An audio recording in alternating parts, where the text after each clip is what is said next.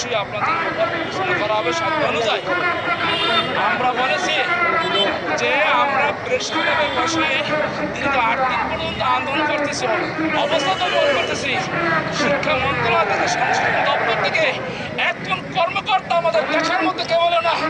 আজকে আমরা যখন মাননীয় প্রধানমন্ত্রী বরাবর সড়কগুলি দেওয়ার জন্য পদযাত্রা রেখেছিলাম, পুলিশেরা আমাদের হামলা করলো।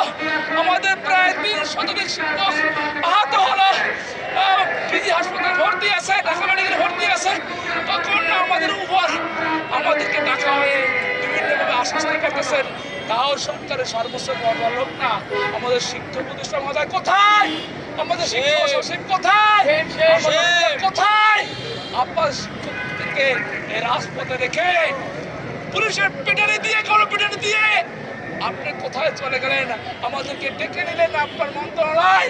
আমরা যে দেখে আপনাদের নাই অতিরিক্ত সচিব মহোদয় বসা, তিনি বলেন আমরা কিভাবে সিদ্ধান্ত দিব। যারা আমাদেরকে ডাকলেন, যদি সিদ্ধান্ত নাই দিতে পারে তো ডাকলেন কেন? কিসের অভিভাবক আমাদের? কেন ডাকলেন? এই শিক্ষকদেরকে নিয়ে প্রেস ক্লাব সামনে থেকে শাহবাগে আনা পর্যন্ত এত নাটক কেন আমাদের সাথে ঘটছে? এটা তাদের কাছে বিচার দিলাম। সম্মানিত আমার ভাইরা, মিডিয়ার ভাইরা, আপনাদের মাধ্যমে আমরা আমি নিজে মেডিকেলে ভর্তি ছিলাম। এখান থেকে আমাকে নিয়ে যাওয়া হয়েছে। আমার পা ভাঙা, আমার শব্দের জন্য আমার মাথার চিকিৎসক হারিয়ে গেছিল 4 ঘন্টা। আপনাদের মধ্যে বলতে চাই, এই আমার শিক্ষকটা 40 বছর পর্যন্ত অবহেলিত। আমরা জাতিকরণ, প্রাইমারি উন্নয়ন, জাতিকরণ ঘোষণার দাবিতে আমরা এখানে আসেছি। আমরা যতক্ষণ পর্যন্ত আমাদের সিদ্ধান্ত না আসবে প্রাথমিক বিদ্যালয়ের না জাতিকরণ ঘোষণা, অতক্ষণ পর্যন্ত আমরা শাহবাগ ছাড়বো না, ছাড়বো।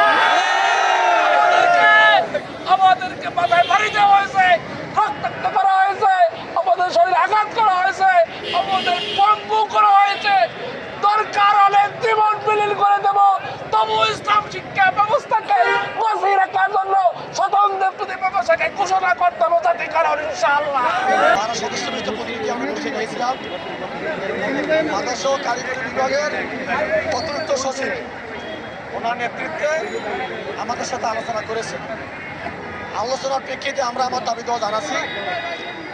ওদের পক্ষ থেকে জবাব দিয়েছেন যে আমরা আপনাদের পক্ষ থেকে দাবি দেওয়া শুনেছি, লিখিত আকারে কাগজপত্র নিয়েছি।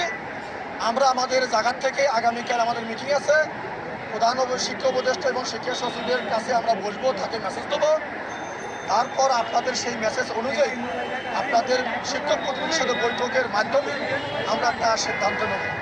আমরা ওখান থেকে বের হয়ে আমরা সিদ্ধান্ত নিয়েছি, যতক্ষণ পর্যন্ত মন্ত্রণালয় থেকে বা প্রধান উপদেষ্টার কার্যালয় থেকে আমাদের শিক্ষকদের দাবি মাদ্রাসা বোর্ড করতে দেশের সকলের তৈরি মাদ্রাসা জাতীয়করণের ঘোষণা না দেওয়া পর্যন্ত আমাদের চলমান আন্দোলনের কর্মসূচি এই শাহবাগের এই রাজপথে, এই রাস্তায় লাগাতার আন্দোলন অবস্থান চলবে। আপনাদের সার্বিক সহযোগিতা কামনা করি, আপনাদের ধন্যবাদ দিয়ে অপেক্ষা করবো। আগামীকালের মধ্যে যদি সরকারের পক্ষ থেকে সিদ্ধান্ত না আসে, আমরা আপনাদেরকে সাথে নিয়েই বা আপনাদের সামনে ডাকে আমরা যে বড় কর্মসূচি আমরা ঘোষণা করি। আমরা বিগত দিনে সরকার আশ্বস্ত করছে, আমরা আশ্বস্ত আর বিশ্বাসী না, আর আশ্বস্ত শুনি আমরা ফিরব না।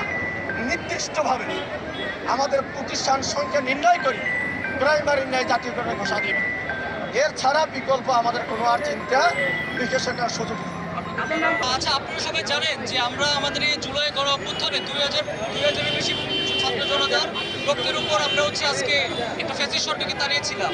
তো আমরা আশা করেছিলাম যে আমাদের এই ফ্যাসিস্ট সরকারের তাড়ানোর পরে আমরা একটা নতুন বাংলাদেশ দেখতে পাবো, যেখানে কিনা পুলিশ আমাদের পিটাবে না। আমরা একটা গণতান্ত্রিক দাবি করবো, তখন তারা আমাদের পিটাবে না, জল কামান ছুটবে না।